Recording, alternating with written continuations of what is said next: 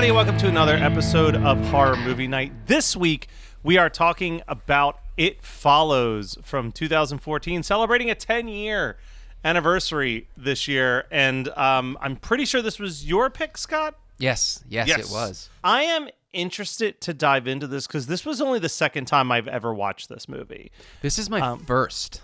Oh, okay. Like, this was a blind watch. That's even more interesting to me. Kyle, how many watches has this been for you? Because I feel like this was like probably something you had watched a couple times. Yeah, this is about four. This is about my fourth watch. Nice. I'm very eager to hear what you both think, but I'm just gonna throw out there briefly and quickly, like, this keeps climbing rank for me as far as like top horror films go in my world, and all of the comparisons and stuff that have been made previously, and especially at the time of the film's release, have sort of like dripped away, and it exists on its own for me now, which is a beautiful thing that a film can like rise above. Yes, exactly. Rise above I'd the love things to know that like what the comparisons were back then, because I don't like I got this movie was like everywhere. Everyone was talking about it, and like a fucking dipshit, I was like, this doesn't interest me. I'm not gonna watch it, and I just had no interest. And then like, you know what the gateway for this was Disaster Piece's soundtrack for it. I heard the main theme. I was like, this is fucking great. I bought it on his Bandcamp, and then I found a copy at some record store, and I bought it, and it's so good. It's up there with like the Maniac 2012, and that's high praise because you love that soundtrack. And I'm trying. Yeah. Rob was the composer for that, and it's very interesting because they are coming at it in a very similar way, which is kind of like this. It's like a movie out of time and also a soundtrack out of time. It's very 80s inspired. I did write that down, that we have this scene pretty early on in the movie where they're watching the 50s movie Killers from Space. They're reading on like a weird Kindle app that I don't think has ever existed in the shape before. Of a seashell, right? Like in a seashell. The wallpaper's like super 70s, but their clothing is like very 90s. Like it found this really interesting way of setting a super ambiguous time period like instantaneously, which I do like about that. There's a fan theory that we'll get into about all that. But Kyle, back to, I'm so sorry for getting sidetracked. No, please. When this movie came out 10 years ago, what were they likening it to?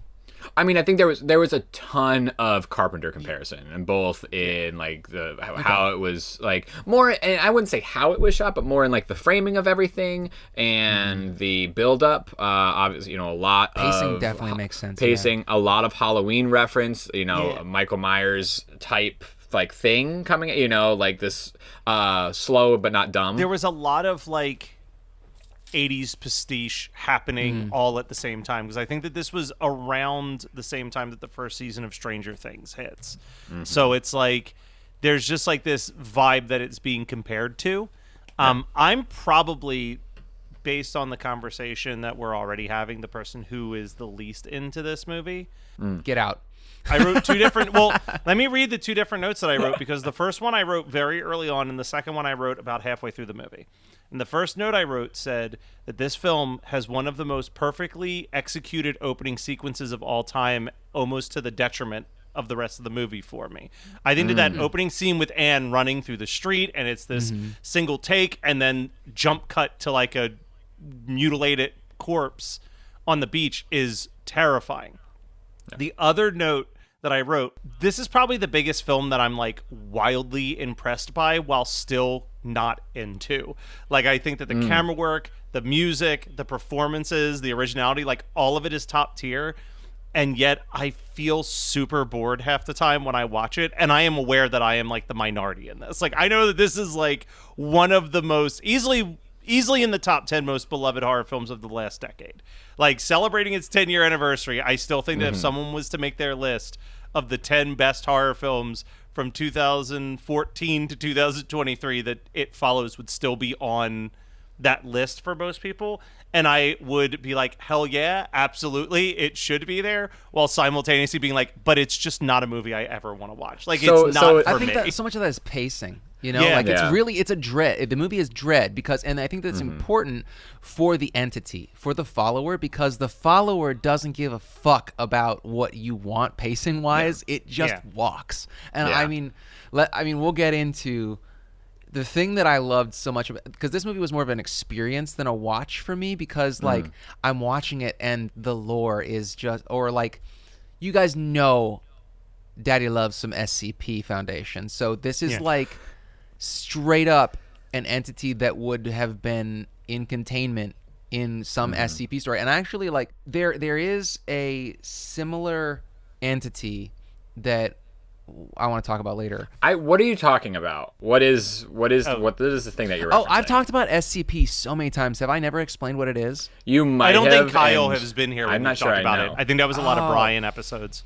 Okay, so the SCP Foundation is basically like a wiki. It's like it's a collection of these shorts, like a collective of short stories that get built upon, and they're all horror related, or like horror. It's kind of like Twilight Zone, but a lot of it is so it's secure, contain, protect, SCP, and there is like, so it's this shadow government and or outside of the government. X-Files is probably the better comparison. Maybe it's more honestly. X-Files. Yeah. Yeah, Okay. Yeah, it's more X-Files in the fact that it's an anthology series about the agency that is protecting us from these creatures. Yeah, but there's like all these creatures, and they have different Cool. levels of there are different threat levels. There's Yeah. like and they're named after I want to say angels, something like that. But there are ones that are just small time, they'll kill a person. There are ones that will not kill anyone. They have like threat levels like neutralized, if they've been able to neutralize. A lot of it is containment because they cannot destroy these creatures, because there's a lot of dead man switches where if they kill a creature, there is some sort of like cataclysmic, world ending, world destroying, or like reality unraveling type thing. Oh, cool. There are like orbs, like kind of cursed objects throughout it. It's not just Monster of the Week type stuff. There's these recurring characters. There are some scientists and people that are on the extra military teams that go out and catch or recatch the creatures. And then there are D class, who are detainees, who are usually like food or test subjects to see what the awful effects that these creatures do to them. But that was like my favorite way to unwind when I was waiting at work for something to run. You know, like if I was waiting for some process to finish, I was like, oh, I'll go read an SCP, because some of them are, can take a minute. Some of them can take 10 minutes. Some of them are these longer stories that just take like days to get through because they're like cross-referenced with other creatures, and it's super, super cool. Highly recommend it to anybody that likes horror, because also they're rated and edited by multiple people in the collective, and so they're like they're better than one person writing all of this, but very Lovecraftian, very like lots of cosmic horror. I'm almost thinking that, Scott, I'm going to use this as an opportunity to promote the Patreon real quick. Ooh. I actually think that your next Patreon episode should be telling Kyle and I like your top 5. I've had that on my SCP. to-do list for forever, but I think I would it's love time. that. I think that's what. I think think that's about the follower as like an SCP. as That an makes SCP, a lot of yeah. sense. Like, that absolutely makes a lot of sense, because it's this just dropped in real world reality thing that we're dealing with, and Yes. so there is a knowledge of how to deal with it, but there's really no clear way of how to deal with it. And the like, question throughout is like, most of where the did it film. come from? And Right. and it's really interesting. So the entity that comes to mind is SCP-096. Now, that entity is kind of like it's an emaciated humanoid. I believe that it is kind of sexless, but it has like extremely Oh, well, long. then it's not this, because this thing's got titties. I've seen them. Lots of boobs in this movie, and none of them are good. But I think that's what's so great. I love The Follower. The Follower, like, just the fucking lore of this creature is incredible to me because it leaves enough to the imagination while also being incredibly graphic about what it does to you. Now, we'll talk about Greg's death because that, to me, I love that you know, like, Matt comes out the gate here like, you know, I appreciate this movie for what it does, but at the same time, nothing tops that intro scene. Greg's death, man, it was. Well, that's a different type of I could not believe that they went. Yeah, oh shit! Wow.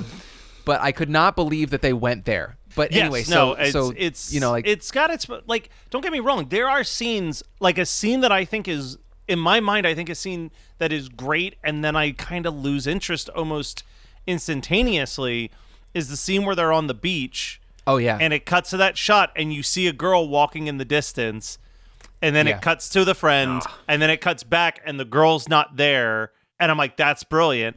But then I think my biggest problem with It Follows is anytime that it does, for a lack of a better term, like Invisible Man shit.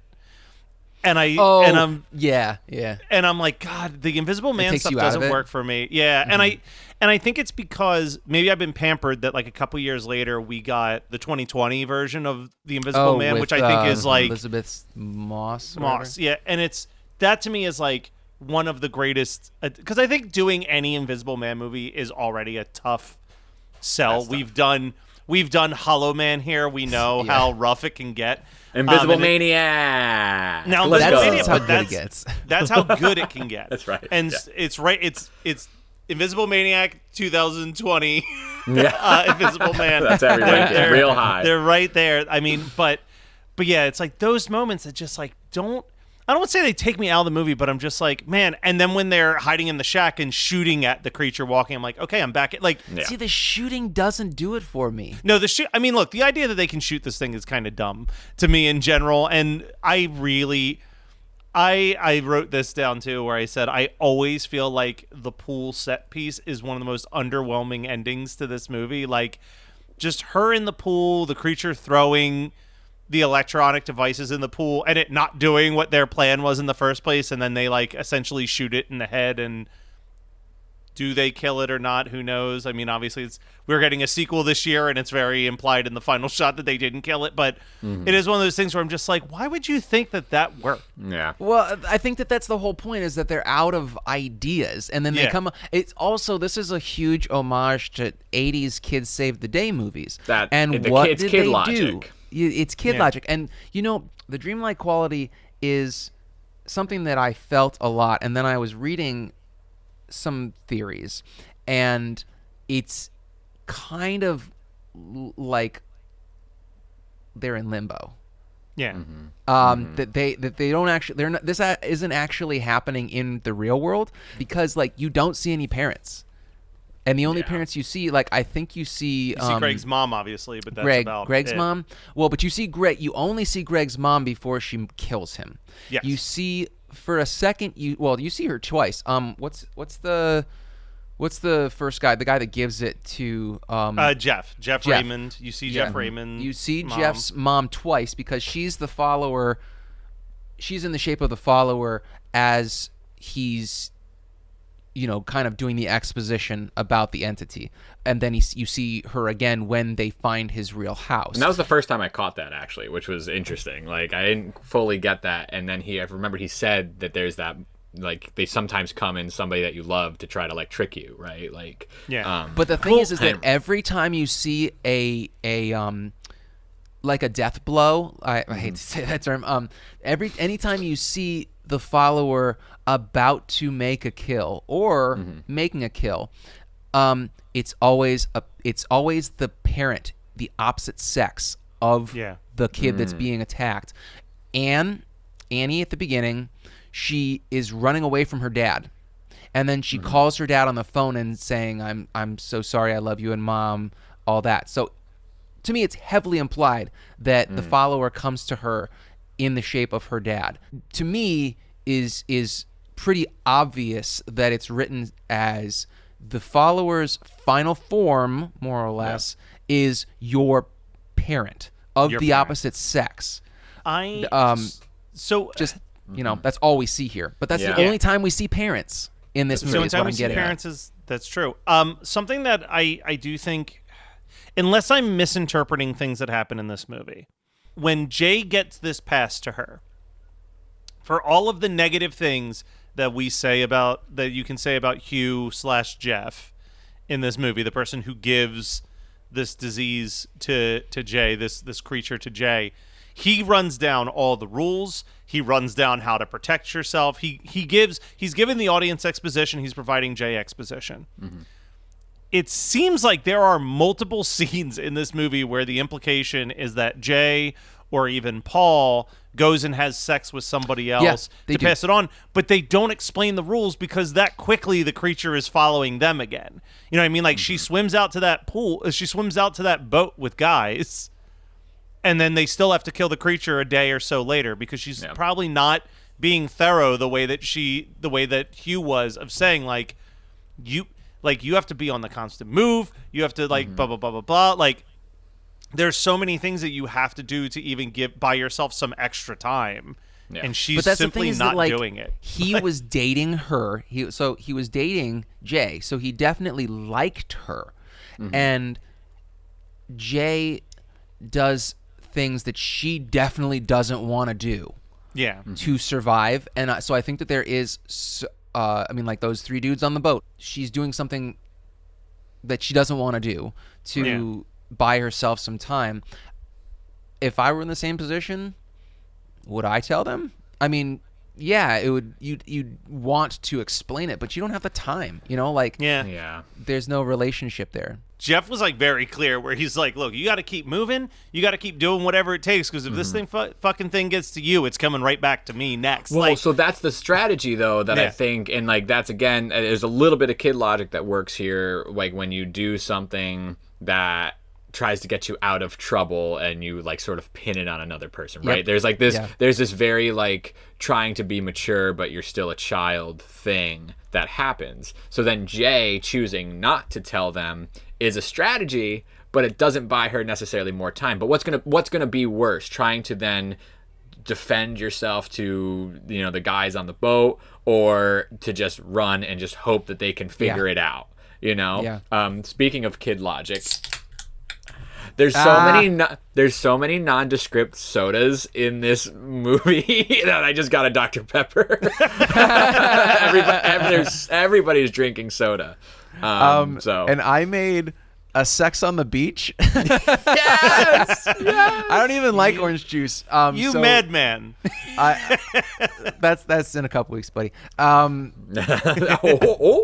Oops, spoiler. Oh, that's terrible. Why would you ever order this? Oh my God. Well, let me tell you the rules to Sex on a Beach. I think it's funny that the writer and director of this movie, David Robert Mitchell, has said that he basically couldn't show the movie, show the script to anyone until it was done, because he realized while he was reading it that there's no way to explain this movie that doesn't sound like the worst film idea in the world. Yeah. Dude, 1,000,000%. He's I had to just have a finished script to hand them to because there's no elevator pitch for this. No, exactly, because it's your elevator pitch. You know who's going to get real excited about the movie pitch of a killer STD? Lloyd Kaufman. You're going to be making a trauma movie. That's a horseshoe right there. Yeah, you're walking a very fine line here. Yeah. Oh my maybe God. Maybe it's as thin as a pube. Maybe, Scott. So here's a question also. Mm-hmm. Do you have to have unprotected sex to pass on the entity, to pass on the follower? Or can you use a condom?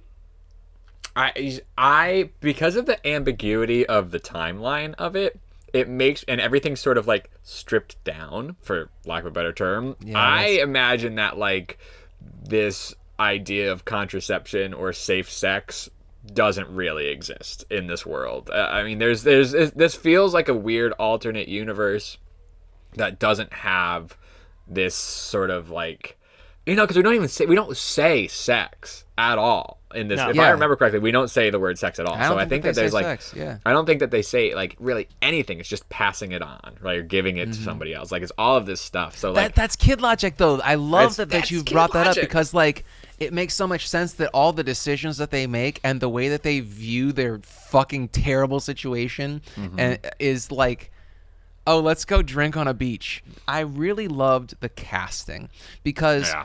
when you watch so many horror movies where they're supposed to be in high school, they're always 24 years old. Jay is supposed to be taking college courses, and she goes and she's drinking, I believe, a margarita with Jeff, Hugh, whatever you want to call him. So I believe that they're 21 or older, but the casting, she looks so young. Yeah. That I really found that to be very, very off-putting in a certain way, but also I found that very interesting because it feels like when I look at college students, because like I live in a college town, if I ever drive through campus, I'm like, they look so young. Did I look like that when I was in college? Yeah. Did I look like that when I was finally able to buy myself a 6-pack of beer? I guess, but at the same time, it's like, when you're that age, you look like you feel like the right age, but also it's just this kind of infantilization of all these characters, and so kind of there are no good people in this movie, which is very interesting. Like they're all kind of bad, but they're bad in like an immature way. There's no like. They're not actually malicious. They're just trying to get themselves out of trouble, like you said. Well, it's also, I mean, most of them are still not known names, but the fact that in 2014 it was like you just buy them as kids because which is impressive. It's impressive that this movie was as big and successful as it was with like no huge name in front of it, basically a first-time director. I mean, it's his second movie, but like no one saw his $50,000 Sundance film. You know what I mean? Like everyone's starting out fresh from scratch, and it became like a huge thing. Like this movie was made for $1.3 million and made $23.3 million. Like that's wild. Nothing to be ashamed of for a first-time, like essentially a first-time director with a completely original script based on no previous source material and no big name star to promote it. That was just strictly like word of mouth. I'd say like arguably maybe the most famous person in the movie is like, and it's only because I'm a weirdo, is the actor who played Paul was the star of Atypical, which is like the most critically acclaimed but nobody watched Netflix show.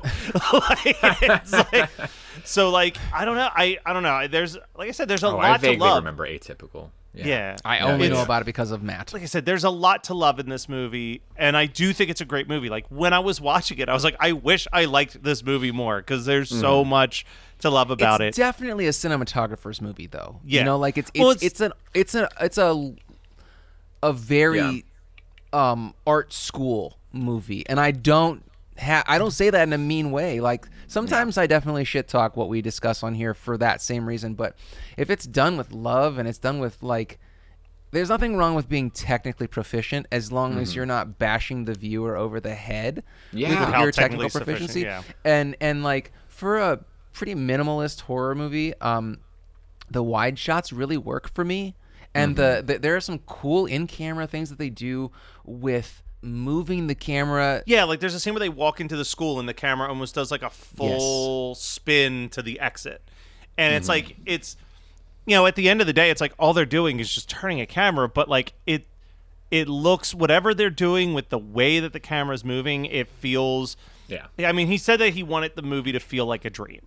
And like it has that exact effect of like turning in a dream where it feels like slightly off. Everything feels slightly off in this, and it's what makes it so dread-inducing. Well, it's so consistent too. There's not like you're saying, Scott. There's nothing that we're getting bashed over the head with. Like everything really has purpose and consistency to all those movements or all that framing, or you know. And this, I mean, we're also talking about like this is a few years after the Safdie brothers have really like they haven't done Uncut Gems yet, but they're sort of stirring in this like New York City like film scene and doing things like this, these long shots and watching scenes from far away and doing all this stuff, which is not clear. They're not the proprietors of that, but they certainly have made it more popular in the past 10 years, 10, 15 years. So seeing stuff like that applied to horror is really fun. I think Jeremy Saulnier does some of that stuff in True Detective, like not to that extent, but then at the same time the Safdie brothers can be so annoying with this stuff. Like they can just like slam you with it, and I just think this has a very light hand, and which is great for horror because it could be far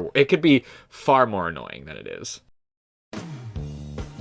Hi friends, the world got you down. Don't be sad. Listen to $2 Late Fee with Zach and Dustin. $2 Late Fee is the podcast that celebrates the best decade of entertainment, the 1980s. We pick a movie and soundtrack from our youth that we loved and see if it holds up today. We also interview your favorite celebrities from that era. All in the spirit of positivity and togetherness. Check us out at $2latefee.com. Kyle, I think you literally just made me tack on something to my what did I watch this week just by mentioning that. So but unless we have anything else to say. No, this movie is so good, and I'm really actually quite glad that I waited 10 years to watch it.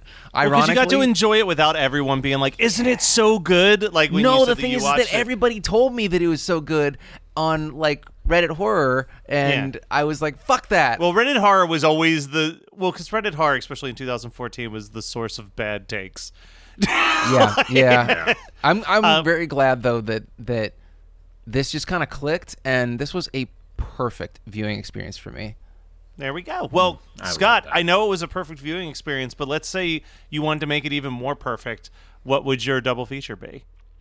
So we've been talking a lot about Kid Logic. I'm gonna go with arguably my all-time favorite horror movie, Nightmare on Elm Street, because it's basically what they're doing. It's the kids save the day. They booby trap a house. They try and kill this entity that will keep coming after you no matter what you do. And it's like it would be a really good night. I think I would start with It Follows, and then I would end with Nightmare on Elm Street. All right. Well, I'm going to jump in here because I'm going to pick a different teen horror film that's final set piece takes place in the school pool that I think is a little bit more fun, The Faculty. Killer grown-ups. I'm fine with that. Yes. Yeah. All right, and Kyle? So before I do that, I just want to give a quick shout out to Horrors of Love did a It Follows episode, which is very fun. So if you want to dig even deeper to It Follows, Horrors of Love did an episode on it, which I loved last year. But I'm actually going just on music alone, which actually Scott already referenced. I'm going to go Maniac, the remake. Tonally completely different, but same time There's period. A lot but cinematically I just think there. I think that you're gonna have two different experiences with at least one sensory experience being similar. So I think it could be a fun double feature. And I love Maniac 2012. It is. Yeah. I mean, it's so outside of my regular wheelhouse because there's so much brutality against women. Yeah. And that's. I mean, I truly dislike the original, but man. Maniac 2012. I mean, we did it on this show. I went on Jersey Ghouls and discussed it. We did it on Reddit Heart Club. We've never done Maniac. We haven't done it on here? 2012 on here. No. I know. So you can guys. You can still make that happen. But I don't think that anybody wants me to talk about that movie ever again, though. I mean, they've heard me talk about it enough. We're here for you to live your best life. And thanks, buddy. We always love to know what you've got going on. So let's talk about the What's Going On segment. Nothing too crazy. Just, hey, get your tickets for Creature Feature Weekend, April 19th to the 21st. On the day that we're recording this, we just found out that Tommy Lee Wallace will be one of the guests. So, hell yeah, he's practically horror movie night royalty. And go check out some of our bonus conversations. Go to the Patreon, patreon.com/HMN podcast. And lastly, visit our website, hmnpodcast.com. Buy yourself a t-shirt, buy yourself some swag, show everybody how much you love our show, or get compliments on how funny your shirt is. Who knows? But now, the final segment of the show, what did you watch, read, etc.? Man, we need to catch your name, but that's fine. Scott, this was your pick. What did you do? Yeah, what did you do? You don't want to know what I did. So it's so funny that you mentioned True Detective because Megan was like, do you want to watch True Detective? I was like, no, actually I don't. There have been 3 seasons and I do not want to watch 4 seasons of a TV show. Well, it's I don't an wanna binge anthology that show, shit. so you can just jump into any And season. that's what we are doing. We started with season 4, and we just finished the first episode last night. The thing about True Detective that I am really on the fence about is the pacing. I mean, first of all, the pacing, because it's TV pacing, which is hard for me. But they're also they breadcrumb you a lot with. I mean, it's a detective show. It's a procedural at its heart, but there's spooky shit, and no one tell me otherwise, one way or the other. I'm not asking for any input. I'm just saying that the frustrating thing is I don't know if there's any spooky shit actually happening, or if it's like an Agatha Christie, Hercule Poirot type thing where it's like not actually supernatural. I'm guessing it's not actually supernatural, but this season is really fucking cool so far. So Cool. Nice. Have you guys started watching it at all? I've never watched a single second of True Detective. I couldn't will have said that probably- until yesterday. Yeah, You guys. I probably will. I think everyone has told me that season 4 is off to a good start. Season 1 is like must-watch TV. And you Season love 2 TV. and 3 is for your discretion. Like some people love seasons 2 and 3, and some people are undecided on it. Season 1, just with the stuff that you're wrestling with, Scott, and the stuff that you would like, Matt, worth watching. I know it's one of the ones I have to watch. So talking about my love of TV and you mentioning the Safdie brothers, I don't know how I feel about The Curse, the show that they did with Nathan Fielder and Emma Stone, but I will say that I have not stopped thinking of the final shot of the final episode of The Curse for over a week and a half now. And I like keep just finding myself listening to like discourse on like what does the ending mean, like what is the show about. And The Curse is like a very strange show. I think that people are mostly going to hate it, and then there'll be like in 10 years like a huge reevaluation of it ultimately. Yeah. But the very softball pitch of this show is that Nathan Fielder and Emma Stone play 2 white people living on land that was originally Native American land, and they're trying to do a house flipping show in this area while also trying to respect the local heritage, and ultimately come off like very false white saviors to everybody in the community. And they just keep digging themselves into a deeper hole, but simultaneously Nathan Fielder, in an attempt to film a scene to make him seem more likable, Impossible. pisses off a local and gets a curse put on him. And he is convinced that everything bad that's happening to him is because of the curse, while we, the audience, are like, no, you're just a bad person who's making bad decisions throughout the whole show. And then it takes a really crazy twist in the final episode, which I won't talk about on here, but if Scott and Kyle wanted to save themselves the time after recording, I'm happy to tell them how it ends. But don't know if I can hard recommend that, but what I can hard recommend is a movie that I think was snubbed at the Oscar announcements on the day that we're recording this, at least in the animated feature category. I finally watched Teenage Mutant Ninja Turtles Mutant Mayhem, and it is so much fun. Ooh. It is so charming. It is the Teenage Mutant Ninja Turtles movie I was making with the toys in my basement as a child, where it's literally just like, you've got all 4 of the turtles are voiced by actual teenagers. It's just like they got a bunch of 12 and 13-year-old kids and let them completely improvise and have fun with the dialogue, so it feels very loose and free. And then they've got everybody in there.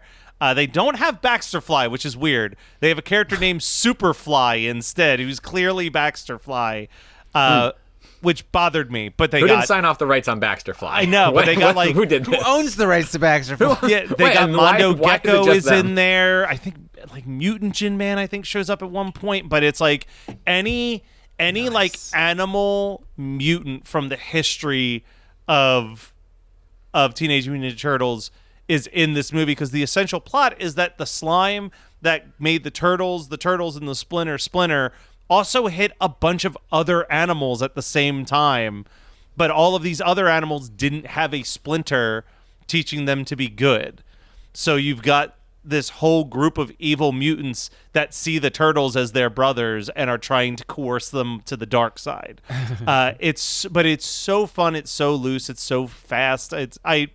10 out of 10, high recommend. I think I put it as like my number 3 or number 4 favorite film of 2023. Wow. And I thought it was at least going to get an animation award, but I don't know. It's a weird year. There's a lot of great animated films, but Miyazaki came out of retirement after 20 years, so like he's just getting all the awards now. So it's a real bummer for any other animated film in 2023. But Kyle, take us home. Well, this segment's brought to you by Max, because I watched Love Has Won, which is the Cult of Mother God documentary, 3-part documentary, and heard polarizing reviews. So here's my 2 cents. I thought it was interesting. I mean, I think that the case itself is really interesting. The fact that the cult is still active and exists is really interesting, and a lot of them are part of the documentary. But also they are a cult that's built upon a little bit of commercialization, so I think that like that helps in their favor. In their mind, it's like no press is bad press, basically. Right. I mean, and the whole idea of Love Is One, or what it eventually becomes Love Is One, is that they live stream every day. Like they are active, and like so there's a lot of evidence and footage and segments of that are involved. But it's also like the story of it kind of makes a lot of sense. Like if you could sort of put, it's almost like a Mad Libs a little bit. Like it just, this woman abandons her children, and she starts a cult all about love, and then she takes she makes an excuse for her excess, and her mental health issues evolve more because of the excess in what she's taking excess in, and a whole bunch of people think that that's lovely. It's like I really enjoyed watching it.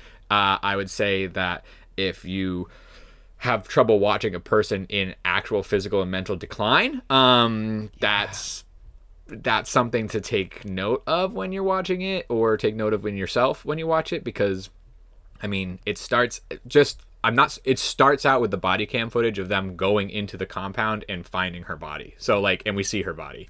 So like, that's a great way to kick things off. But it's a really, I don't know. It's a really interesting doc. I think that there's a couple more things they could have done better, but it's 3 parts, and it's a great overview of that cult and of that story.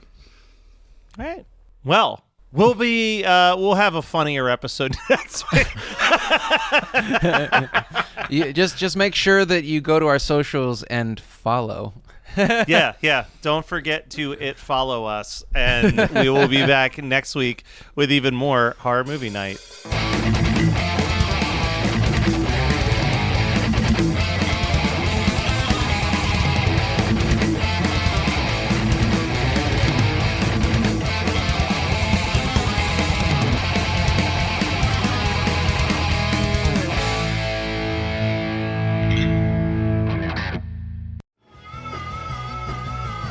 You're listening to the Geekscape Network.